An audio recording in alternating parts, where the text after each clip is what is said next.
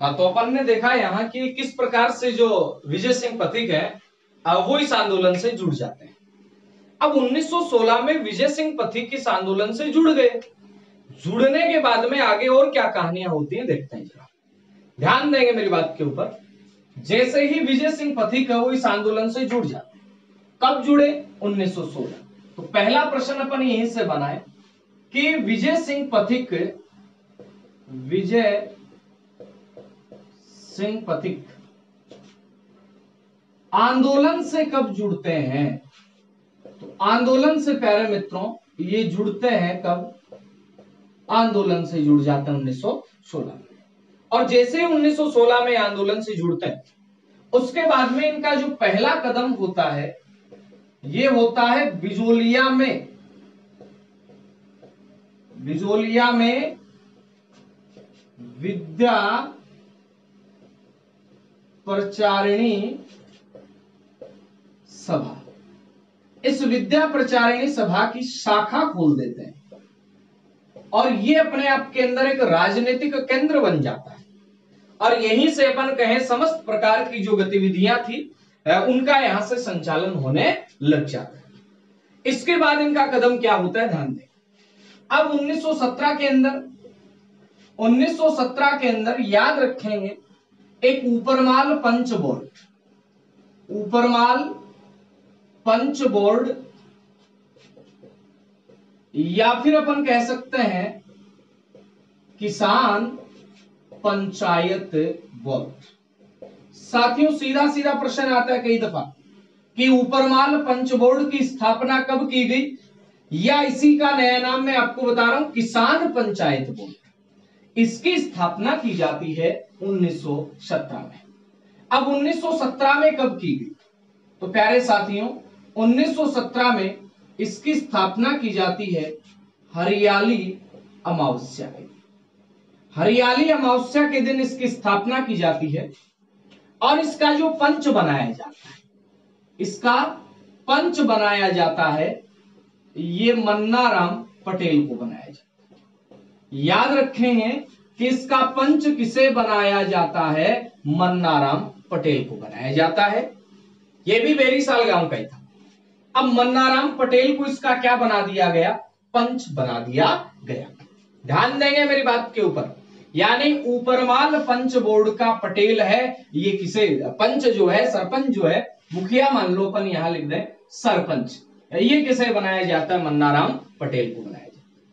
अब मन्नाराम पटेल को बनाने के बाद में इसकी जो शाखाएं हैं, इसकी शाखाएं कहां खोली जाती? ध्यान देना मित्रों, इसकी जो शाखाएं हैं ये प्रत्येक गांव में खोली जाती, यानी प्रत्येक गांव के अंदर इस किसान पंचायत बोर्ड की शाखा खोल दी। अब आप पूछेंगे कि किसान पंचायत बोर्ड क्यों? किसान पंचायत बोर्ड का गठन क्यों किया? इसलिए किया गया कि किसान जो है वो एकजुट रहे, जब जरूरत पड़े किसी धन विशेष की तब भी व्यवस्था कौन करे? किसान करे। और उस धन विशेष के लिए ध्यान देंगे मेरी बात पर, किसके लिए?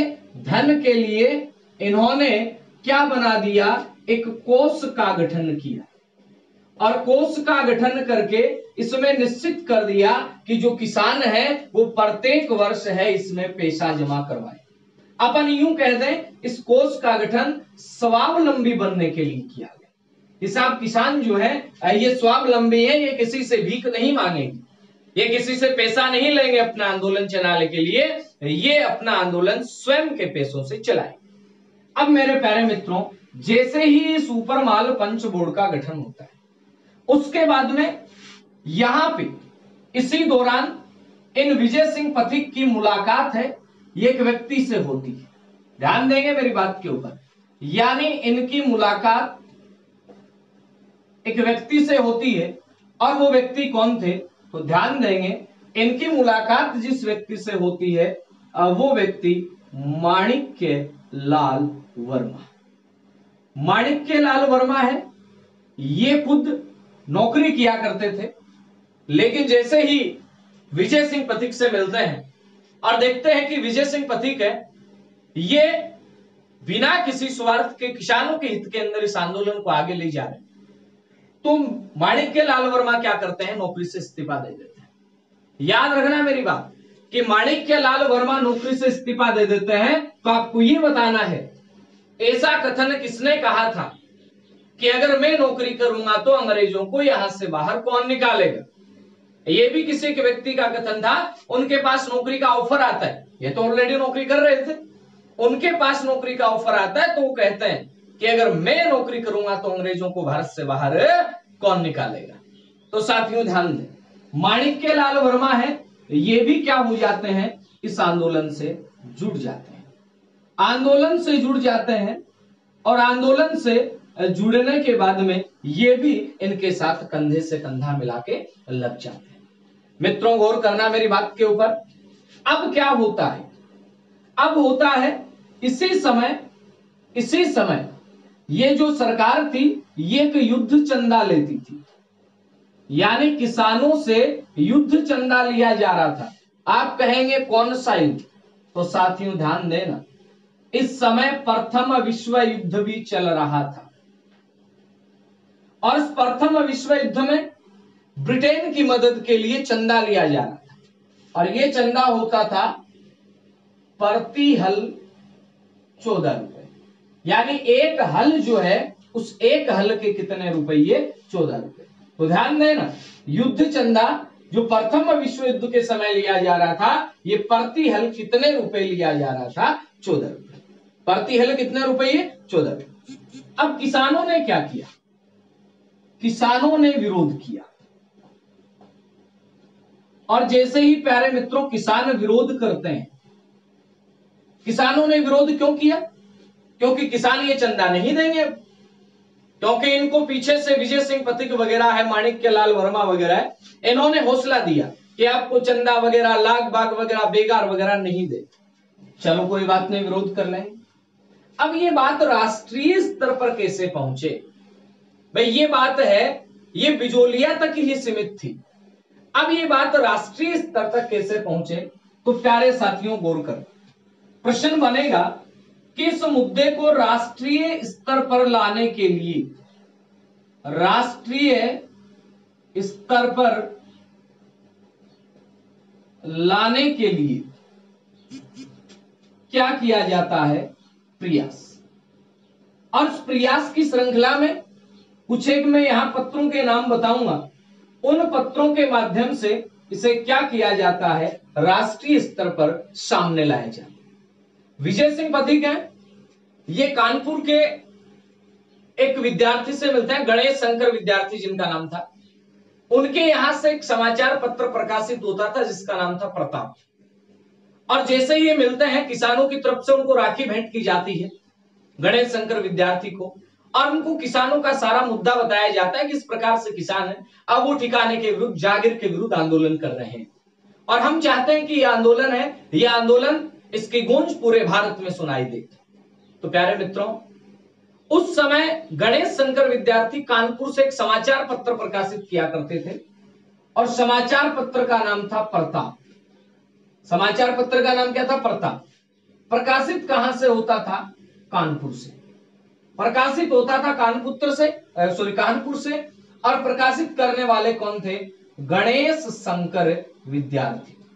मित्रों गौर करना, इस पत्र से इस वाले आंदोलन को राष्ट्रीय स्तर पर पहचान मिली।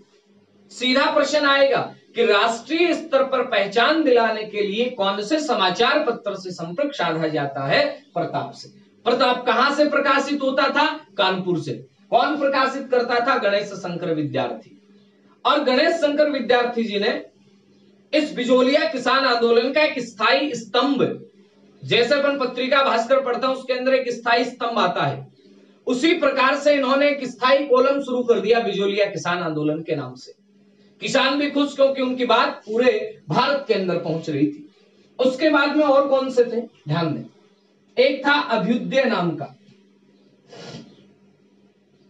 और अभ्युदय नाम का ये जो पत्र था, ये कहां से प्रकाशित होता था, प्रयास।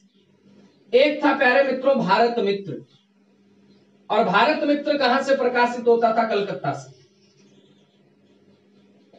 एक था मराठा, मराठा कहां से प्रकाशित होता था? पूना से। लेकिन प्यारे मित्रों यहां गौर करेंगे, सबसे ज्यादा राष्ट्रीय स्तर के ऊपर पहचान दिलाने का काम जिस पत्र ने किया वो पत्र कौन सा था? प्रताप था। और प्रताप पत्र कहां से प्रकाशित होता था? कानपुर से। और इसको प्रकाशित करवाने के अंदर योगदान किसका था? तो याद रखेंगे गणेश शंकर विद्यार्थी। यानी अपन कहें कि इस मुद्दे को, इन सभी मुद्दों को, चाहे युद्ध चंदा है उसका किसान विरोध कर रहे हो, चाहे किसान लाख बाग का विरोध कर रहे हो, चाहे ठिकानेदार जो होते, जागीरदार जो होते, वो किसानों के ऊपर अमानवीय अत्याचार कर रहे हो, उनको अकाल के बाद, दुर्भिक्ष के बाद भी उनसे कुछ लिया जा रहा हो, क्यों क्यों कर रहे हैं अपन ये चर्चा? ये इसलिए कर रहे हैं कि उन सभी बातों को कौन से पत्र में प्रकाशित किया जाता था? मेन जो पत्र था वो था प्रताप। प्रताप के बाद में अभ्युदय, अभ्युदय के बाद में भारत मित्र, और भारत मित्र के बाद में मराठा। प्रताप कहां से प्रकाशित होता था? कानपुर से। अभ्युदय कहां से प्रकाशित होता था? प्रयाग से। भारत मित्र कहां से प्रकाशित होता था? कलकत्ता से। और मराठा मेरे प्रिय साथियों कहां से प्रकाशित होता था? पुणे से। अब गौर करना मेरी बात के ऊपर। आपने कहा कि ये सारे के सारे जो समाचार पत्र थे, इनसे ये मुद्दा है, ये भारतीय स्तर तक पहुंच गया। ठीक बात। इसी दौरान प्यारे मित्रों क्या होता है? इसी दौरान जो किसान है, अब वो किसान फिर विरोध करते हैं और किसानों ने अपना एक मांग पत्र तैयार किया। किसानों ने क्या तैयार किया? मांग पत्र तैयार किया। एक बार जरा इसका स्क्रीनशॉट ले लो आप, है ना, फिर ऊपर से शुरू करें।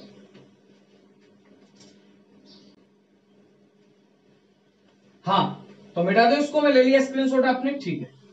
अब जरा गौर करें मित्रों, यहां अपन बात कर रहे हैं कि इस आंदोलन की जो आवाज है वो पूरे भारत में फैलने लग गई। ठीक है, ठीक। अब इसी समय किसान फिर विरोध करते हैं यहीं पे, यानी किसानों ने एक मांग पत्र तैयार किया। और मांग पत्र तैयार किया, मांग पत्र में था क्या? पहली बात तो ये कि हम लोग युद्ध चंदा नहीं देंगे, हम लोग बेगार नहीं करेंगे,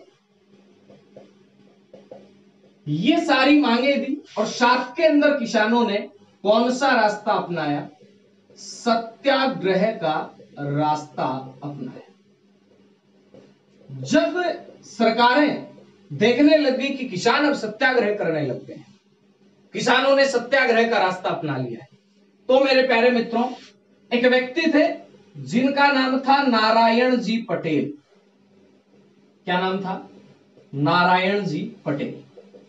इन नारायण जी पटेल को जेल में डाल दिया जाता है। भाई जैसे युद्ध चंदा वगैरह की बात आई, सबसे पहले मना किया किसने? नारायण जी पटेल ने। तो नारायण जी पटेल को उठा के जेल में डाल दिया। चलो डाल दिया। जैसे ही नारायण जी पटेल है, इनको जेल में डाल दिया जाता है, तो फिर क्या होता है मेरे प्यारे मित्रों? सारे के सारे किसान, यानी लगभग 2000 किसान ठिकाने के यहां धरना देते हैं, ठिकाने को घेर लेते हैं और घेर के नारा लगाते हैं। ध्यान देना, यह प्रश्न बहुत शानदार प्रश्न बनता है। इन्हें छोड़ो, इन्हें छोड़ो या हमें जेल दो। प्रश्न बन सकता है कि इन्हें छोड़ो या हमें जेल दो का नारा किस आंदोलन में लगा? तो प्यारे मित्रों ध्यान रखना, ये लगता है कौन से में? बिजोलिया किसान आंदोलन। अब कई मेरे भाई कहेंगे गुरुजी आप इतना डीप क्यों पढ़ा रहे हो? मैं इतना डीप इसलिए पढ़ा रहा हूं क्योंकि प्रश्न आएगा, प्रश्न आएगा यहां से, क्योंकि प्रश्न बचे ही नहीं है। किसान आंदोलन का जनक किसे कहा जाता है सभी को पता है, विजय सिंह पथिक कब जुड़े सभी को पता है। लेकिन प्रश्न आएंगे अंदर से कि जैसे विजय सिंह पथिक के खिलाफ वारंट जारी होता है, तो विजय सिंह पथिक ने अपनी राजनीतिक गतिविधियों का केंद्र किसे बनाया? उमा जी का खेड़ा को। ऐसे प्रश्न आएंगे। तो ध्यान देना, यहां पे अपन बात कर रहे थे, किसानों ने नारा लगाया इन्हें छोड़ दो या हमें जेल दो। अब सरकार दबाव में आई और सरकार के ऊपर जैसे ही दबाव पड़ा, ठिकाने के ऊपर दबाव पड़ा, और ठिकाने ने क्या कर दिया? ठिकाने ने नारायण जी पटेल को छोड़ दिया। अब नारायण जी पटेल को तो छोड़ दिया, छोड़ दिया। और इसी समय होता क्या है?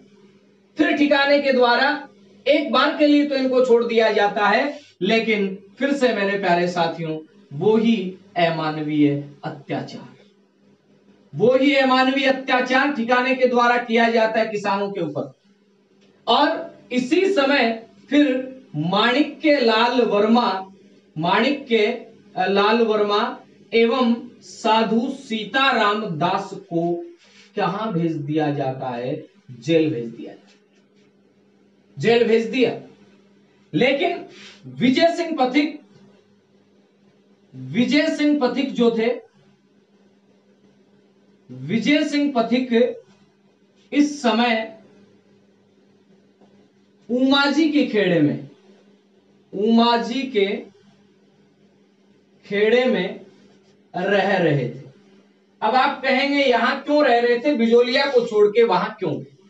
प्यारे मित्रों गौर करना, प्रश्न बना कि पथिक जी यहां से उमाजी के खेड़े में क्यों गए? क्योंकि ब्रिटिश सरकार को पता लग गया कि यहां पथिक नाम से कोई व्यक्ति है जो वो ही भूप सिंह गुर्जर है, और इनके खिलाफ वारंट जारी कर दिए जाते हैं गिरफ्तार करने के लिए। तब विजय सिंह पथिक है वो यहां से भूमिगत होकर के और कहां से इस आंदोलन का संचालन कर रहे थे? उमाजी के खेड़े से। अब इसी दौरान महात्मा गांधी को समाचार पत्रों के माध्यम से इस आंदोलन का पता चलता है, और महात्मा गांधी प्यारे मित्रों क्या करते हैं, ध्यान देंगे, यानी महात्मा गांधी जी ने पथिक जी को बंबई बुलाया। पथिक जी को कहां बुलाया? बंबई। और जैसे ही पथिक जी बंबई पहुंचते हैं मेरे प्यारे मित्रों, बंबई जाने के बाद में गांधी जी को पूरा हाल सुनाते हैं। यानी पथिक जी कहां पहुंच गए? बंबई पहुंच गए। ये पथिक जी हैं, बंबई पहुंच गए। इधर से यहां आपका कौन थे? यहां गांधी जी थे। अब गांधी जी जो है उनकी मुलाकात होती है पथिक जी से, और पथिक जी ने सारा हाल गांधी जी को बताया कि बिजोलिया में कैसे कैसे किसानों के ऊपर अत्याचार हो रहा है, और किस प्रकार से जो ठिकाना है वो उनके ऊपर जितनी दमन नीति अपना सकता है वो अपना रहा है। तो गांधी जी ने एक व्यक्ति को यहां से भेजा, बंबई बुलाया जाता है किसे? विजय सिंह पथिक को। उसके बाद में गांधी जी क्या करते हैं? एक व्यक्ति को भेजते हैं। यानी गांधी जी ने क्या किया? गांधी जी ने अपने निजी सचिव महादेव देसाई को कहां भेजा? बिजोलिया। प्रश्न बनेगा कि गांधी जी ने किस व्यक्ति को बिजोलिया भेजा था? महादेव देसाई को कहां भेज दिया भाई? बिजोलिया। और महादेव देसाई को जैसे ही बिजोलिया भेज दिया जाता है, उसके बाद में क्या होता है? महादेव देसाई बिजोलिया में आते हैं। किसानों की जो स्थिति थी, जो हालात थी, वो हालात जाकर के किसे बता देते हैं? गांधी जी को बता देते। तो गांधी जी ने क्या किया? गांधी जी इस आंदोलन का नेतृत्व करने के लिए यहां आने के लिए तो तैयार नहीं हुए, लेकिन गांधी जी ने इस आंदोलन को अपना नैतिक जो समर्थन था वो समर्थन दे दिया। कांग्रेस चूंकि इस आंदोलन में भाग लेना नहीं चाहती थी इस समय, क्योंकि इस समय राष्ट्रीय स्तर के ऊपर असहयोग आंदोलन की पृष्ठभूमि तैयार हो रही थी, तो गांधी जी ने एक अच्छा कदम उठाते हुए क्या किया? इस आंदोलन को अपना नैतिक समर्थन दिया। यानी किसानों की जो मांग थी, किसानों की जो बातें थी, उन बातों को गांधी जी ने उचित माना, और उचित माना तो परिणाम स्वरूप जब गांधी जी ने उचित माना, उस समय की एक बड़ी पार्टी थी उसने उचित माना, तो जो अंग्रेज सरकार थी उस अंग्रेज सरकार को कहीं ना कहीं डर हुआ, कहीं ना कहीं ब्रिटिश सरकार को धक्का सा लगा कि अरे हमें भी कुछ करना चाहिए, और वो बातें कहीं ना कहीं पहुंच जाती हैं कहां? उदयपुर की सरकार के पास। तो प्यारे मित्रों, यहां पर अप्रैल 1919 के अंदर आयोग का गठन किया जाता है, और बिजोलिया किसान आंदोलन से संबंधित जो पहला आयोग था वो था बिंदुलाल भट्टाचार्य आयोग। कौन सा आयोग? बिंदुलाल भट्टाचार्य आयोग। बिंदुलाल भट्टाचार्य आयोग में कौन कौन सदस्य थे? इसके लिए जरा आप इसका स्क्रीनशॉट लीजिए, फिर आगे चलते हैं। हाँ जी, बिठा दो, बिठा दो। ये किसानों ने इतना काम किया। अब देखिए आगे क्या होता है। पथिक जी इस समय कहां है? बंबई के अंदर है, मुंबई में। और महादेव देसाई ने जाकर के सारा किस्सा सुनाया माजरा। तब जाके कहीं अप्रैल 1919 में एक आयोग बनाया जाता है और आयोग का नाम था बिंदुलाल भट्टाचार्य आयोग। साथियों ध्यान देना, बिंदुलाल भट्टाचार्य आयोग तो हमें याद है, लेकिन प्रश्न ये बन जाए इसमें सदस्य कौन कौन थे। क्या ये एक सदस्यीय आयोग था या फिर ये 2 या 3 4 बहुत सदस्यीय आयोग। इसके अंदर एक व्यक्ति जिसके नाम पर इस आयोग का है बिंदुलाल भट्टाचार्य, ये हुआ करते थे बिजोलिया ठिकाने के हाकिम।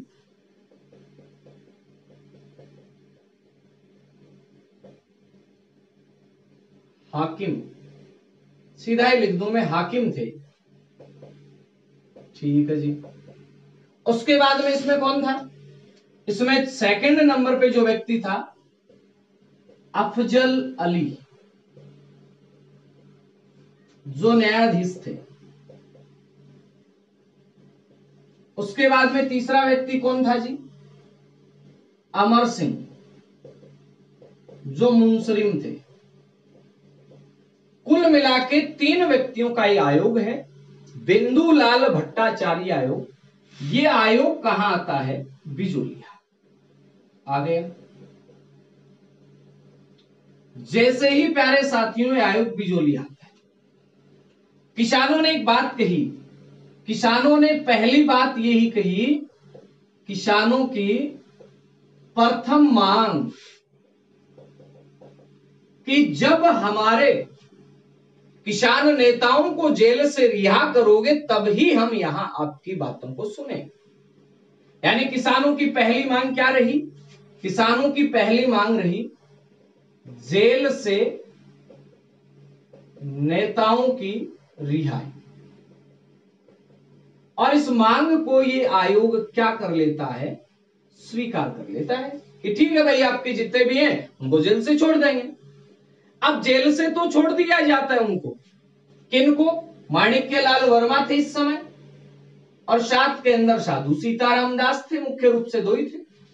इन दोनों को जेल से छोड़ दिया जाता है। उसके बाद में इस आयोग ने सुझाव दिया। क्या सुझाव दिया, आयोग ने सुझाव दिया कि अनावश्यक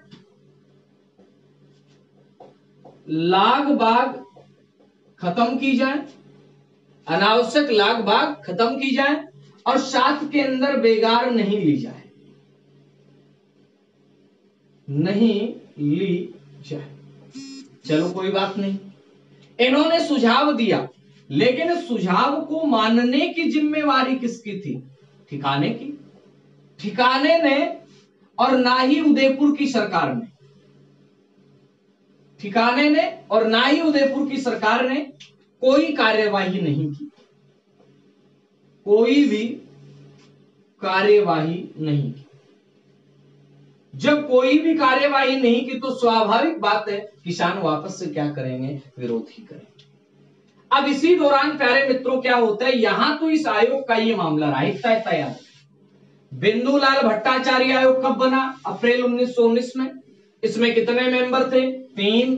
कौन कौन थे, बिंदुलाल भट्टाचार्य हाकिम, अफजल अली न्यायाधीश, अमर सिंह मुंसरिम। ये तीनों व्यक्ति मिलकर के बिजोलिया आते हैं। किसानों ने आते ही कहा कि हम आपका सहयोग तभी करेंगे जब आप हमारे नेताओं की जेल से रिहाई करवा दोगे। इन्होंने इस मांग को स्वीकार कर लिया और अनावश्यक जो लाग बाग थी, बेगार थी, उनको नहीं लिए जाने का निर्णय किया। ठिकाना जो था, उस ठिकाने के दबाव में उदयपुर की सरकार ने इनके ऊपर किसी प्रकार का कोई कार्यवाही नहीं की जाती। यानी अपन यूं कहें, जो ये सुझाव दिया था इनकी क्रियान्विति जो ठिकाना है वो भी नहीं करता है और उदयपुर की सरकार है वो भी नहीं करती। अब इसके बाद में आगे की कहानी क्या बनती, यहां पर कहां तक पहुंच चुके हैं, अप्रैल 1919 तक। मिटा दूं मैं, ले लो स्क्रीनशॉट इसका पेपर। हाँ जी, मिटा दूं, मिटा देते हैं। तो ये बिंदुलाल भट्टाचार्य आयोग से बनने वाले प्रश्न। बिंदुलाल भट्टाचार्य आयोग कब बना, याद रखना 1919 में। कितने सदस्य थे इसमें? इसमें थे 3 सदस्य। अब 1919 में एक काम और होता है, मैं आपसे यहां पूछूं कि पथिक जी इस समय कहां थे? पथिक जी इस समय बंबई में थे। क्यों थे? अभी बताया था, गांधी जी ने बुलाया था और वो वहीं बंबई में थे। अब 1919 में वर्धा जो कहां है? बंबई में। यहां पर राजस्थान सेवा संघ की स्थापना। याद रखेंगे, राजस्थान सेवा संघ की स्थापना ये कहां की गई? 1919 में। कहां पर? वर्धा।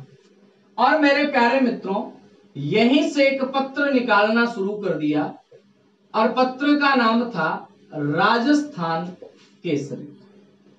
क्या नाम था पत्र का? राजस्थान केसरी। अब राजस्थान केसरी पत्र 1919 में वहां से निकलता रहा, लेकिन और इस राजस्थान केसरी जो पत्र था, इस पत्र का आर्थिक जो भार है मेरे प्यारे मित्रों, ये आर्थिक भार कौन लेते हैं? तो याद रखेंगे जमुना लाल बजाज। इसके व्यवस्थापक है, ये बनाया जाता है हरिभाई किंकर को। इसके सह संपादक थे वो रामनारायण चौधरी थे, माणिक्यलाल वर्मा थे, वो सह संपादक थे। लेकिन मूल रूप से संपादक कौन थे? विजय सिंह जी पथिक। राजस्थान केसरी वहां से आ गए, ठीक है। इसके बाद प्यारे साथियों, 1920 में वर्धा से कहां ट्रांसफर कर दिया जाता है? अजमेर। यानी अजमेर में इसका स्थानांतरण कर दिया जाता है। अजमेर में ट्रांसफर कर दिया, चलो ठीक बात है। लेकिन इसके बाद अजमेर में इस पत्र का जो नाम है मेरे प्यारे मित्रों, वो हो जाता है नवीन राजस्थान। और नवीन राजस्थान के अंदर बिजोलिया जो किसान आंदोलन था, उस आंदोलन की बातें चलने लग गई। कौन से आंदोलन में? इसी आंदोलन की बातें कौन से पत्र में? नवीन राजस्थान। अब नवीन राजस्थान पर ब्रिटिश सरकार ने क्या कर दी? रोक लगा दी। ब्रिटिश सरकार द्वारा रोक। कहां रोक लगा दी? नवीन राजस्थान पे। तो इसी पत्र का फिर दूसरा नाम आ जाता है तरुण राजस्थान। अब इन तीनों का आपको सीक्वेंस याद रखना है कि पहले कौन सा था? राजस्थान केसरी, उसके बाद में नवीन राजस्थान, और नवीन राजस्थान जैसे ही चलाया जाता है अजमेर से। देखो राजस्थान केसरी कहां से हो रहा है? वर्धा से चल रहा है। राजस्थान केसरी वर्धा से है, नवीन राजस्थान कहां से है? ये आपका चलता है अजमेर से। नवीन राजस्थान पर जैसे ही रोक लगाई जाती है, उसके बाद में तरुण राजस्थान भी अजमेर से ही निकलता है। तरुण राजस्थान भी कहां से निकलता है? अजमेर से। इसके बंद होने के बाद में, इस पर रोक लगने के बाद, ठीक बात है। अब पथिक जी इतना काम कर रहे थे, इसी दौरान क्या होता है साथियों, ध्यान देना। इसी दौरान ठिकाना जो था, ठिकाने ने लगान बढ़ा दी। अब आप कहेंगे लगान कहां बढ़ा दी? ध्यान देना, भूमि दो प्रकार की होती थी, एक चाही भूमि, एक अनचाही भूमि। चाही भूमि का मतलब क्या है? जिस भूमि में सिंचाई हो रही होती थी, यानी सिंचित भूमि। अनचाही का मतलब अपन कहें बारानी, जिसके अंदर सिंचाई का कोई साधन नहीं, सिंचित नहीं हो। और बारानी भूमि को माल भूमि भी कहा जाता है। चाही का मतलब क्या हो गया? सिंचित, और अनचाही का मतलब हो गया बारानी। अब यहां किसान किस पे खेती कर रहे थे? चाही पे खेती कर रहे थे। यहां ठिकाने के द्वारा जो चाही भूमि थी, उस चाही भूमि के ऊपर लगान बढ़ा दिया जाता है। किसानों ने क्या किया? किसानों ने कहा भाई ठिकाना जो है, इसने चाही भूमि पे लगान बढ़ा दिया, कोई दिक्कत नहीं। अपन एक काम करते हैं, अपन इस चाही भूमि को जोतते नहीं। किसानों ने चाही भूमि को पड़त भूमि रखा। पड़त का मतलब खाली। किसानों ने कहा आप अपना काम करो, हम अपना काम करते हैं। भाई जब सिंचाई नहीं करेंगे तो कर नहीं देना पड़ेगा। और ठिकाना जो इस समय आर्थिक भार में अपन कहें आर्थिक रूप से धीरे धीरे कमजोर हो रहा था, और उसके ऊपर एक और लगता है पीछे से धक्का कि किसानों ने इस भूमि को जोतना बंद कर दिया। जोतना बंद कर दिया तो ठिकाने के पास पैसा कहां से जाएगा। तब 2 4 5 और होते हैं सलाहकार, उन्होंने कहा आप एक काम करो, इन्होंने इस भूमि को छोड़ दिया, अब अपन क्या करेंगे, जो किसान अनचाही भूमि को, जो किसान क्या करेगा, बारानी भूमि को बोएगा, उसके ऊपर भी क्या लेंगे, हम कर लेंगे, और कर दोनों भूमियों का लेंगे। किसान ने पहले चाही भूमि का कर लगता था, उसके कहा कि भैया हम कर नहीं देंगे इस भूमि का, आपको बढ़ाना बढ़ा दे। फिर किसानों ने कौन सी भूमि जोतना प्रारंभ कर दी, बारानी भूमि, जिसमें सिंचाई नहीं होती थी, सिंचित नहीं थी। ठिकाने ने क्या किया, फिर चाल चली, ठिकाने ने चाल चली, ठिकाने ने बारानी भूमि को काम में लेने पर चाही भूमि का लगान देने की बाध्यता कर दी कि अगर आप इस भूमि को काम में लेते हैं तो आपको इस शाही भूमि का लगान देना पड़ेगा। फिर यहां पे कैसी स्थिति पैदा होती, फिर संघर्ष की स्थिति पैदा होती, और संघर्ष में सरकार ने आदेश दिया, बोले तो उदयपुर की सरकार का आदेश आया कि ऐसा नहीं होना चाहिए, किसान जिस भूमि को जोतेगा, किसान जिस भूमि को जोतेगा उसी भूमि का लगान लगेगा। जबकि ठिकाना क्या करना चाह रहा था कि आप बारानी भूमि को जोत लो, कोई दिक्कत नहीं, अगर आप इसको जोतोगे तो इसका कर देना पड़ेगा। किसानों ने विरोध किया, ये कोई तरीका थोड़ी होता है। तब सरकार के पास बात पहुंचती है और सरकार है ये आदेश देती है कि किसान जिस भूमि को जोते, अगर किसान इस माल भूमि को जोतना चाह रहे, अगर किसान इस बारानी भूमि को जोतना चाह रहे तो उसे इसका कर देना पड़ेगा। किसान चाही भूमि को जोत रहा है तो इसको कर देना पड़ेगा। यानी मैं कहूं किसान जो होते हैं उनकी यहां पे एक छोटी सी क्या होती है, विजय होती है। अब जब ये संघर्ष की स्थितियां पैदा हो गई तो ब्रिटिश सरकार है, अब वो चारों तरफ से देख रही थी, हालात बड़े खराब थे, क्योंकि रूस की क्रांति के समाचार भी भारतीय किसानों तक पहुंच रहे थे। जब रूस की क्रांति सफल होती दिख रही थी, भारतीय किसानों में एक नया संचार था ऊर्जा का, तो ब्रिटिश सरकार क्या करती है, उस समय राजपूताने के एजेंट हुआ करते थे, AGG, agent to governor general Robert Holland. और रॉबर्ट हॉलैंड की अध्यक्षता में एक 5 सदस्यीय आयोग बनाया जाता है जिसे कहा गया हॉलैंड आयोग। 4 फरवरी 1922 को आयोग आता है, किसानों के बीच 5-7 दिन तक माथापच्ची चलती रहती है, और 11 फरवरी 1922 को हॉलैंड आयोग और किसानों के नेता, क्योंकि विजय सिंह पथिक जी तो यहां थे नहीं, किसानों के नेता रामनारायण चौधरी है, माणिक्यलाल वर्मा है, वो सारे मिलकर के क्या करते हैं, समझौता करते हैं। और समझौते के तहत जो 84 प्रकार के कर थे उनमें से 35 प्रकार के कर हैं वो हटा दिए जाते हैं। इसकी चर्चा अपन करें इससे पहले इसका आप स्क्रीनशॉट ले लीजिए। हाँ जी, मिटा दो, मिटा दो। तो इस प्रकार से क्या होता है, अब हॉलैंड आयोग तक पहुंचने। बिंदुलाल भट्टाचार्य आयोग कब बना, तो याद रखेंगे अप्रैल 1919 में। बिंदुलाल भट्टाचार्य आयोग कब बना भाई, अप्रैल 1919 में। प्यारे मित्रों गौर करेंगे, यहां पर एक आयोग बनता है। यह आयोग कौन सा बनता है, यह बनता है रॉबर्ट हॉलैंड आयोग। रॉबर्ट हॉलैंड आयोग। आप कहेंगे रॉबर्ट हॉलैंड कौन था, ये इस समय राजपूताने का एजीजी था। इसके अंदर कौन कौन आते हैं जरा गौर करेंगे, अपन यहां देखें। 1 नंबर पे कौन आ गए जी, रॉबर्ट हॉलैंड आ गए। उसके बाद में इनका एक सचिव था ओगलवी, ये आ गया। इसके बाद में एक आ गया विल्किसन। इसके बाद में आगे प्रभाष चंद्र चटर्जी, इसके बाद में आगे जी बिहारी लाल। यानी कुल मिलाके मैं यूं कहूं कि ये 5 सदस्यों का आयोग बन जाता है। कौन सा आयोग? हॉलैंड आयोग। हॉलैंड कौन थे इस समय? राजपुताने के एजीजी थे। ये आयोग प्यारे मित्रों 4 फरवरी 1922 को, कितनी फरवरी को? 4 फरवरी 1922 को कहां पहुंचता है? बिजोलिया। बिजोलिया पहुंच जाता है 4 फरवरी 1922 को, लेकिन किसानों के मध्य इनके मध्य वार्तालाप चलता रहा और 11 फरवरी 1922 को क्या होता है? समझौता। ध्यान देंगे मेरी बात के ऊपर आप।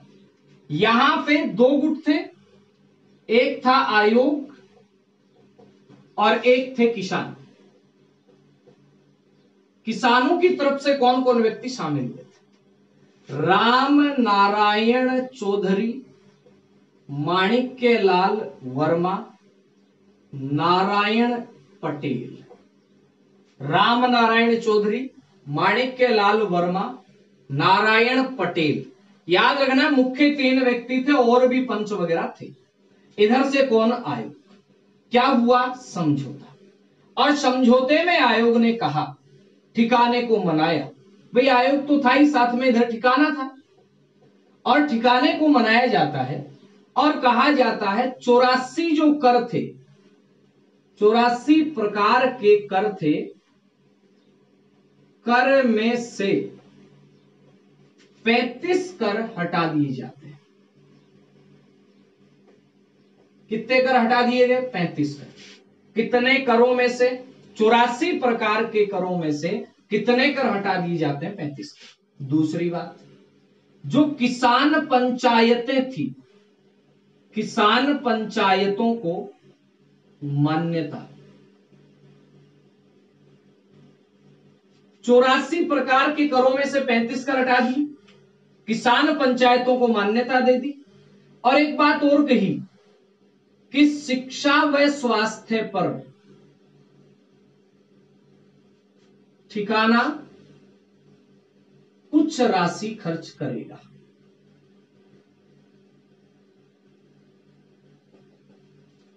ये था कौन सा आयोग? हॉलैंड आयोग। हॉलैंड आयोग कब आया? 4 फरवरी 1922 को आया बिजोलिया में। कितने सदस्य थे? 5 सदस्य थे। याद नहीं करने हैं, बाई चांस आ जाए तो याद करना, क्योंकि अभी पिछले दिनों प्रश्न आया था एकीकरण का। एकीकरण 7 चरणों में, वो चरणों में सभी बताते हैं। भाई प्रश्न तो तब माना जाएगा जब आपने जो बताया, क्या उसमें से परीक्षा के अंदर पेपर में आ रहा है कि नहीं आ रहा, उसमें से पेपर में आया कि नहीं आया। प्रश्न वहां क्या था कि शंकर देवनारायण समिति में कितने सदस्य थे। अब तो हर कोई पढ़ाने लग गया वो बात, लेकिन जब प्रश्न पहली बार आता है तब तक किसी को मालूम नहीं होता। तो मित्रों ध्यान देंगे, धीरे धीरे हो सकता है बोरियत महसूस हो रही, कोई दिक्कत नहीं, घंटे की क्लास में बोरियत महसूस हो जाती है, लेकिन जब चीजें सीखनी है तो आपको एक एक चीज को बारीकी से देखना पड़ेगा। रॉबर्ट हॉलैंड आयोग में कितने सदस्य थे? 5।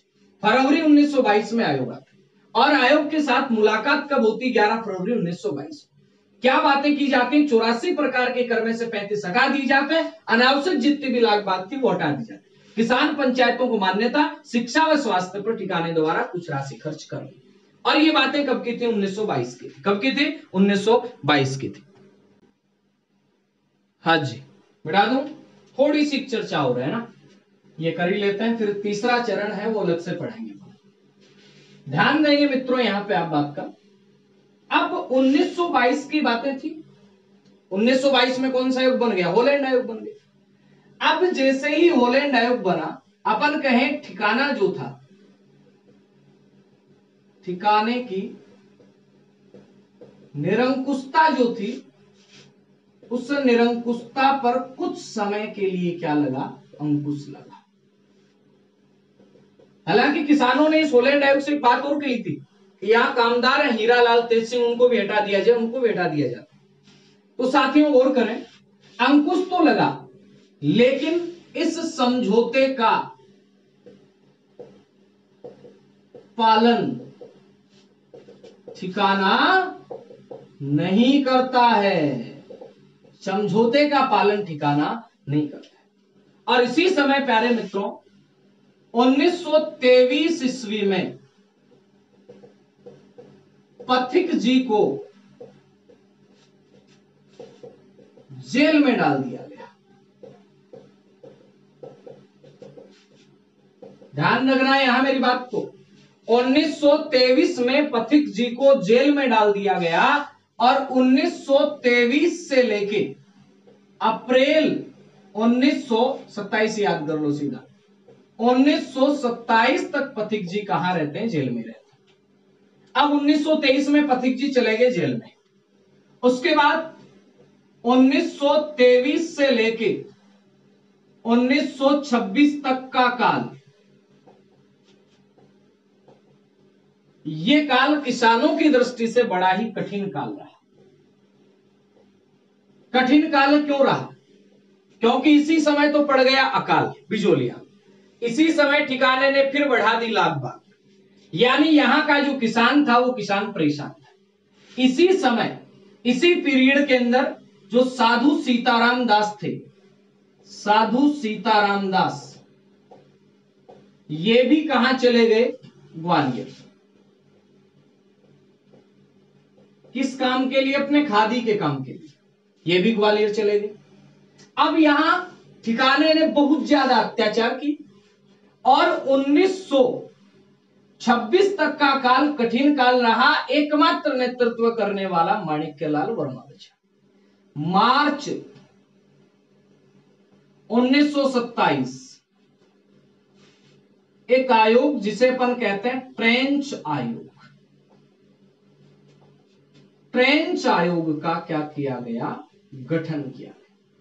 पहले कौन सा आयोग पढ़ा अपन ने? बिंदुलाल भट्टाचार्य। फिर कौन सा आयोग पढ़ा? हॉलैंड आयोग। अब कौन सा आयोग है? ट्रेंच आयोग। इस ट्रेंच आयोग के समक्ष किसानों ने, ट्रेंच जो था कमिश्नर, उसके पास बहुत सारी मांगे पहुंचाई। उसके बाद में ट्रेंच उसकी अध्यक्षता में एक आयोग का गठन किया जाता है। अब ट्रेंच आयोग जो था उसके समक्ष अप्रैल मार्च 1927 की बातें कर लें।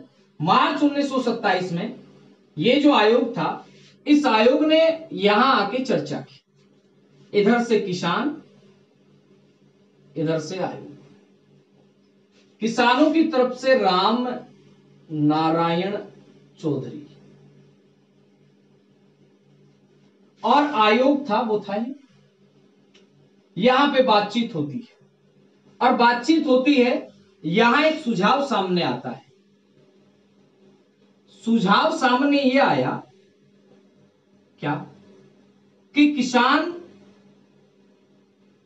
माल भूमि को छोड़ दें, माल भूमि से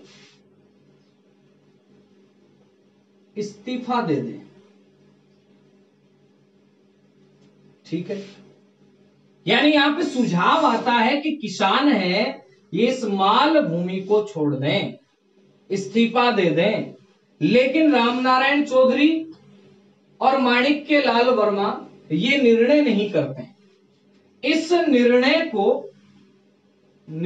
को पथिक जी पर छोड़ दिया जाता है। किस पर छोड़ दिया जाता है? पथिक जी पर। अब अप्रैल 1927 में, कब की बात कर रहे हैं अपन? अप्रैल 1927 में पथिक जी रिहा। पथिक जी क्या हो गए भाई? रिहा हो गए। अब जरा गौर करना, पथिक जी यहां से रिहा होकर के, और ये एमपी में फुसरिया गांव है एक, यहां चले जाते हैं और यहीं से निर्देश देते हैं आंदोलन।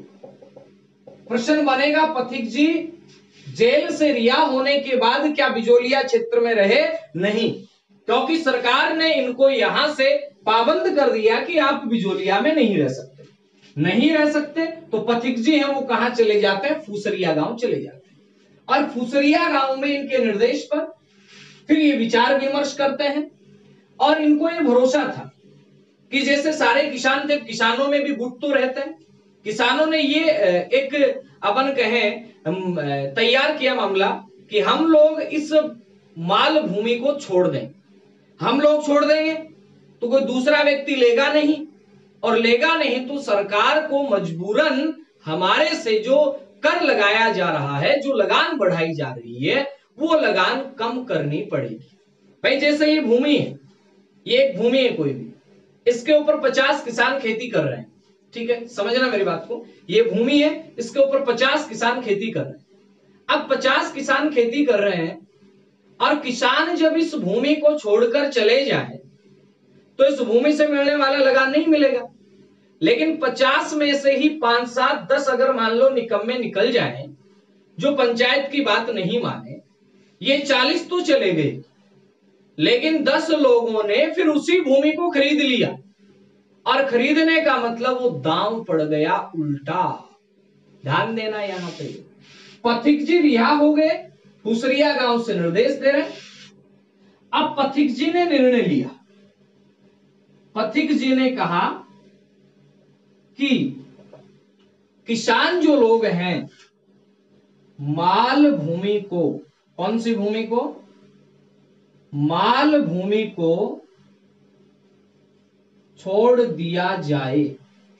जैसे इन्होंने कहा मई 1927 में, कब की बात कर रहे हैं, मई 1927 में किसानों ने भूमि छोड़ दी। मई 1927 में किसानों ने भूमि छोड़ी, और उसके बाद में ध्यान देना मेरी बात पर, जैसे ही ये किसान भूमि छोड़ते हैं ये दाम उल्टा पड़ जाता है और इस भूमि को अन्य लोग ले लेते हैं। जैसे इस भूमि को अन्य लोग ले लेते हैं, उसके बाद में किसान थे वो पहले से ही दुखी थे। अब इनके पास जो भूमि थी कैसे तैसे अपने जीवन चला रहे थे, वो भूमि भी इनके हाथों से निकल जाती है।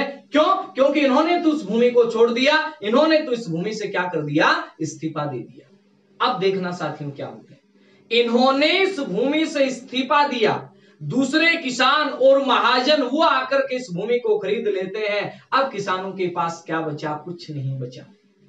इसका पूरा का पूरा दोषारोपण किया जाता है विजय सिंह जी पथिक पर, और इसी बात को लेकर के रामनारायण चौधरी, माणिक्यलाल वर्मा व विजय सिंह पथिक के बीच मनमुटाव पैदा होते हैं। और जो राजस्थान सेवा संघ बना था इस आंदोलन को ऊंचाइयों पे ले जाने के लिए, वो सेवा संघ है वो छिन्न भिन्न हो जाता है। और 1927 के अंदर, कब की बात कर रहे हैं अपन, 1927 के अंदर जो पथिक जी हैं, पथिक जी आंदोलन से अलग हो जाते हैं, वो सारे पदों से इस्तीफा दे देते हैं और धीरे धीरे वो इस आंदोलन से दूरी बना लेते हैं।